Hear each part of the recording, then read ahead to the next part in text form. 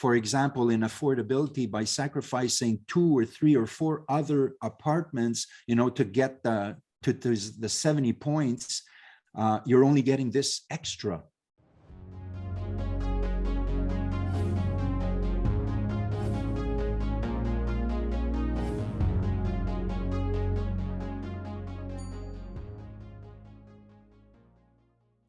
Hello, and welcome to this week's episode of the Real Estate Investors Club podcast. We have with us today Christian Pomerleau, who is one of the top mortgage brokers at PMML, and he's here to enlighten us a little bit about some of the challenges and perhaps some of the solutions that might be before us with this more challenging financing environment. At the end of last show, which was, what kind of projects do you think can work in this environment? You mentioned that construction is more of a challenge, and certain things are a bit more difficult. Small projects are more of a challenge. What do you see working well in this environment? Okay, now that's a $50 question. Actually, I wouldn't say in terms of type. If people want to go into and they know they're knowledgeable about pure commercial, I mean, industrial right now is like top, it's a very, very good market.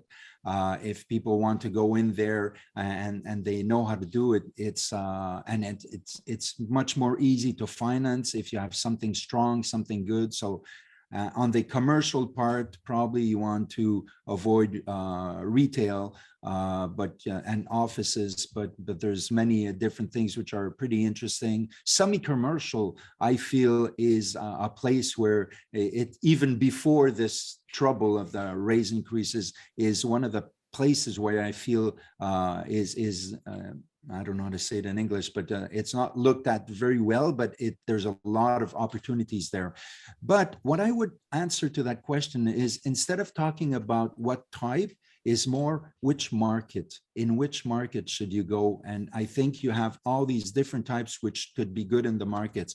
For sure, like the Montreal market will always be good. The prices are high, but that will always be good. But there's some markets out there which are very interesting and very in a big increase, like Gatineau.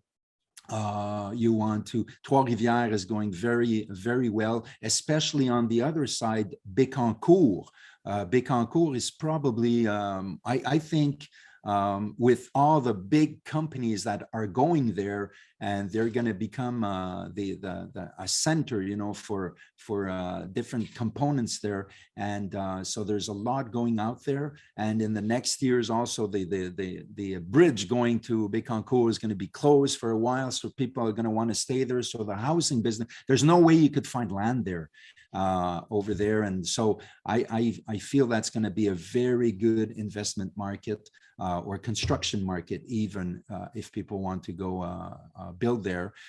Sherbrooke is going pretty well. So I think if people look for, you have to be patient, not necessarily in the speed of buying, but patient in knowing the market, and then when you see something coming up, well, that's where you have to hit rapidly, But multi-residential will always be good, and I think it's just getting the right market, Yeah, the right market in terms of geographical location. Yeah, exactly. And in terms of asset class as well. And you mentioned it, like the industrial since 2 years has been exploding. There's a lot of new players that are coming into it, and it's obviously for larger companies. And I always think of Rosefellow, because these guys are having an absolute killing in that domain. Now, when in the previous episodes, we recently talked about like a lot of the economic impact of everything that's happening right now. And Terry has mentioned, like, Canada is extremely real estate heavy in terms of in the economy. So, it's just a conversation between the three of us here, but it's difficult to predict where is it that we're going. And all of us just care about, what can we do? Solutions, like what simple things in building a file, or types of properties to avoid. In what areas do you still see people that are successful right now? Wow. See, I receive files from about in every types.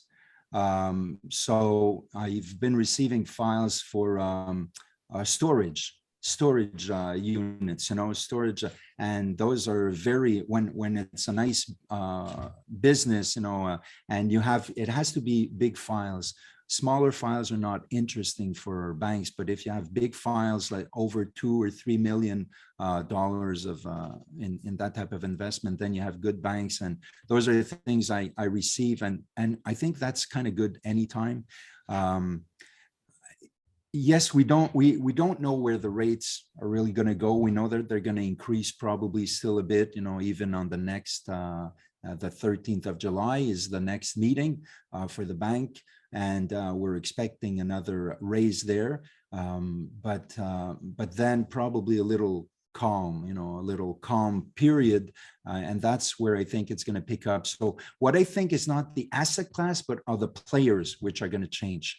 Like the people coming in are going to have like stronger balance sheets. They're going to have a little more liquid to inject, because that's what banks are looking at right now. We have banks which are overloaded for two reasons. There's been so many files in 2021 and beginning of 2022, so they're backlogged. So, and also there's been a big move in a lot of people, even in the banks, a lot of people leaving from there, so they don't have all the manpower, so it's very slow. But I think right now, because of that, they're cherry picking. There's this amount of money and so many files, so they're taking the perfect files. Very difficult to bring creativity right now, because they have the choice of taking either one that has derogations or things that have to be different, or the perfect file. So they use the perfect file, and sometimes there's files which we thought would go in like easily, but we have hard time putting them in. But all this, I think, is going to change, because this backlog is going to be like eaten up pretty soon. And with the rate increase, there's movement in the amount of files and transactions that are being done. And I think that within maybe 4 to 5 months, banks are going to be the ones running after us. So then it's going to make it easier either to buy or to refinance. That'll be like the day that the construction guys start running after us. Wouldn't that be nice? Oh yeah, exactly. But in construction, even if just the things with China calm down a bit, and then we get things together to reorient transportation and all this, and supply gets a little better, even construction is gonna get better and better. I think we're in the tough period of this thing. Yeah. So let me ask this question. One of the other things that I've kind of heard is that the CMHC is kind of changing their mandate a little bit. And so just a little bit of history, like for our listeners that maybe don't know this, I've been reading about this lately, so I'm dying to share it. CMHC really was in a position to work through single family home ownership as the path to affordability and basically building the Canadian society that we live in. And I think that they and market conditions have kind of pushed things to the ultimate conclusion where single family homes are no longer affordable to a lot of people. And so now we're going to be looking at more people who are renters. And so I think that their focus is coming back maybe to like creating an affordable rental market. And that brings me to my next question. Do you see different things coming from the CMHC in terms of the type of programs that they have? Maybe you want to tell us a little bit about the, affordable housing mortgages, or the, energy efficient mortgages. What do you see with that? Well, you're right. For the first thing is that they've been having this what they call the 2030 mission or vision or whatever they call it, but it's a big template that they've been building for many years now, and many of their decisions are based on this objective of, 20, 30 having, I don't remember how many, but like a very high percentage of Canadians being in a household, being in a house, or either by renting or buying, or so their main target is that. So they are Homeowners, making sorry, is changes. home ownership still ownership, or more moving toward apartment living? Well, I actually think both, because we have a lot of immigration, and our future is going to be based also a lot on immigration. So immigrants, they start by renting, but very fast they want to have access to a home, and for many of them it's very cultural. They buy a home and they have a tendency even to pay off their home.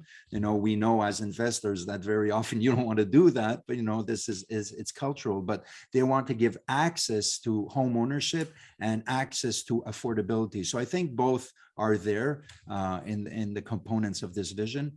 And the next moves that that they're going to make I think is always going to be accentuated on the affordability part, definitely. And the MLI program, the MLI Select program, some people, they ask me, like, was this like created out of what we're living with the pandemic, and did they put it out like right when the rates were going out? And I don't think so. Well, we're told that it's not the case, but I don't believe that. I think it was there, but it just went out in a very appropriate moment. And it's not the perfect plan. I don't want to sell this on the show and say, hey, MLI is the way to go. It's not the perfect plan, but it's something still good. I think you always have to study this opportunity when you look at what you're buying or refinancing as one of the options. And then you have to look at the advantages and the challenges that this program is going to bring. But it does give new access because of all the advantages that it brings. It gives new access to lower mise de fonds, lower cash downs when you buy. And if you refinance, you definitely get a bigger equity takeout. So what might some of the advantages be? I know that I have not had the chance to do one of these mortgages yet, but I'm definitely eyeing it because I do a lot of, kind of more low income stuff. So what are some of the disadvantages maybe to this program? The advantages or disadvantages? Both. Oh, both. Okay. Why not?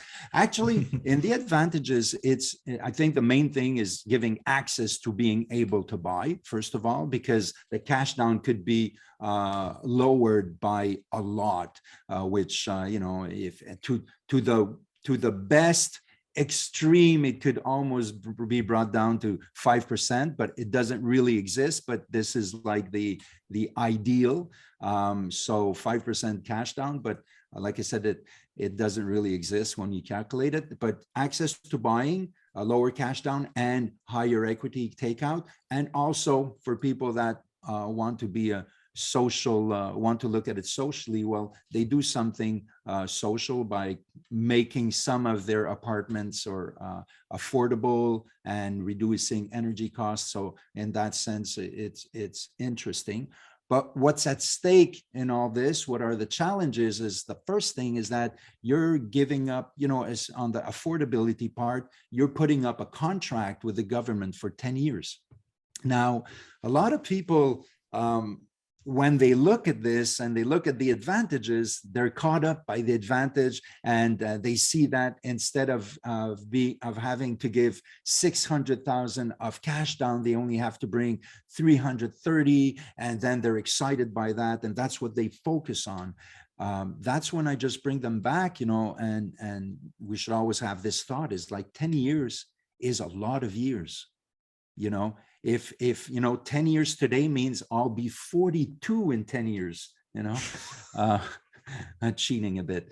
But, you have to think about this, the person today it's cool. You get $200,000, $300,000 more equity takeout, but think about the future, because you have to look at the objective. So that's one thing, the contract, which could be pretty long. The second thing is the limitation on the increase. It comes with the contract, it's limitation on the increase that you could do on your apartments, on your rents. So you have to make sure that, it's strategic, it's done intelligently, so that you could still do good raises on your project. And one of the advantages is you have a longer amortization, and you also have a debt service ratio of 1.1. But these are also disadvantages, because when you look at that, you are not capitalizing a lot during the years. So this means that when you refinance 5 years later, even if you have a 10-year contract, you could still refinance when your term is finished, but what's going to be there? And 10 years later, if let's say you have taken a 50-year mortgage and you were able to go up to a loan to value of 95%, very hard to hit, but let's say you would refinance and it went up to 87 or 90% at 1.1 DSR, the debt service ratio. I mean, you're going to be 10 years later with rents that maybe didn't pop up very high. You might not even be able to get out of the program, might have to renew the program for another 10 years or inject to bring you back down to the regular CMHC program at 85%, 35 years or whatever years you'll be able to take it there. So those are the dangers of the program. And the last one is selling also. You have a contract on affordability for 10 years. If you want to sell your project or sell your property, it's said that the buyer would have to take the program too. And they're not obliged to, but if you don't oblige them and they don't take it, CMHC will put you as the seller in default. And right now, we don't even know exactly what the default would be, but basically when you're in default with CMHC, it means that your next projects might not be insurable. You might even have to recall the other ones. So we don't know exactly, but the thing is that you don't want to be in default with CMHC anyhow. Mm-hmm. So those are the advantages and the disadvantages. I think I'll finish with that on this part, but I think what's really important is that, first of all, you study your stuff. Second, you go with your favorite mortgage broker and you look at the advantages and disadvantages, and you look at what your objectives are. Are they long-term or short-term detention? Is there any possibility that you would be selling in there? And how is optimization going to affect? Is the remaining apartments that you're not putting under contract enough to optimize and to change, within the ones that are under contract? And if you have partners, what are the goals of your partners? Will you be challenged later on to maybe have to buy down a partner or things like that? So all this has to be taken into account. And if it makes sense, it is an option. Yeah. Mm-hmm. I'm so glad. It seems to me like that resale thing is a huge problem, because like you had me up until the resale thing, because it's like, how are you going to control on the market? Like, who wants to buy an affordable building, right? Like maybe there are people who have a social conscience, but I think like the majority of investors want to make money. And I'm not sure that, that's going to be a hot commodity when it comes time to put those things on the market. Yeah, it is an issue. Is CMHC going to change? At first, I even that part, I reacted pretty strongly, because I said it makes no sense. Exactly the way you're looking at it. But after that, when you start looking at it deeply, it's understandable that if they don't do that, the rules and the laws on the planet are always made for abusers, for people that are going to abuse the system. And it is very easy when you don't do something like that to think about abusing the system and going for the biggest, the 100-point program and boosting everything up and then selling your building like 1 year or 2 years after. So I think they have to avoid this. I imagine that people are going to put in their offer to sell that they want either people assuming, I don't know how you say that in English, like assuming the loan and assuming. You don't really assume the program, but you assume the loan and then you have to take the program. So they'll probably put that up as a condition for the sale. And but however, we were told also that if you sell and you buy something else, and you put the MLI program on the second thing you buy, then you'd be okay. We're not sure of the delays. There's many questions that are unanswered right now. The same way that, when 2 years ago, CMHC brought in the rules for the takeout of the equity, where you had to justify everything you would buy in the future. When the program came out, like even in CMHC, they didn't have answers to that. And it took 2-3 months. And then we started getting real answers, and the program was a little modified. I believe the MLI Select program will do the same thing.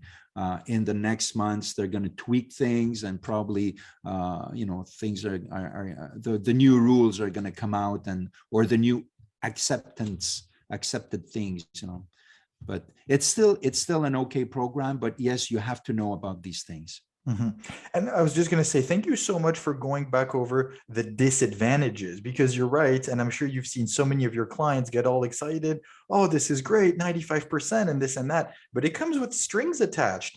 And it seems like a lot of people forget that you have a commitment for 5 or 10 years, depending on your terms, but also that you're not going to be capitalizing nearly as much. So after 5 or 10 years, well, yeah, you have a good project that you could do without putting too much money down, but the value you've actually built is also lesser. And I think a lot of people forget that. Yeah. And also sometimes when the program makes sense, and the client wants to have like the 100-point program, and very often I calculate this with them, and I say, hey, the program is good for you, but I wouldn't go with 100 points. I would stay at the 70 or the 50 points, because this is the difference, by sacrificing, for example, in affordability, by sacrificing 2 or 3 or 4 other apartments, to get the 70 points. You're only getting this extra. Mm-hmm. So I believe that you could probably do much better by optimizing. So yes, it's a game of really calculating the pro formas and seeing into the future what could be done with the building. And again, I'm going to stress the disadvantages, but there are advantages. So the program is not it's not black or white. You just have to work through it. And my answer would be it's in the options, Yeah, amongst many options. I don't know. Yeah, and I'll throw in a quote by Milton Friedman there. There's no such thing as a free lunch. Eh? Exactly. Oh yeah, there's true. Always strings attached. Yeah, absolutely. Yeah. That. Exactly. And if we're going to be going on quotes, I was thinking about it earlier when Christian was kind of describing the market, is Warren Buffett saying, be fearful when others are greedy, and greedy when others are fearful. So it seemed like now there's a lot of fearful people out there. So it's time for us to get into the action. And I don't want to say get greedy, because that's not who we are, but you get the point. So thank you very much, Christian, for all this wonderful advice. Where can people find out more about you? Yes, actually, I'm available over the phone on my cell at 514-826-2052, or people could email me at christian.pomerleau@pmml.ca, and it'll be a pleasure to talk to them and talk about the project. Wonderful. Well, thank you very much, Christian. It's been a pleasure to have you on for 2 episodes. Thank you very much. It's deeply appreciated. And to everyone listening, please follow the podcast, share it with a friend who you think could benefit from this conversation, and we'll be very happy to talk to you again next week. Thank you very much. Talk to you soon.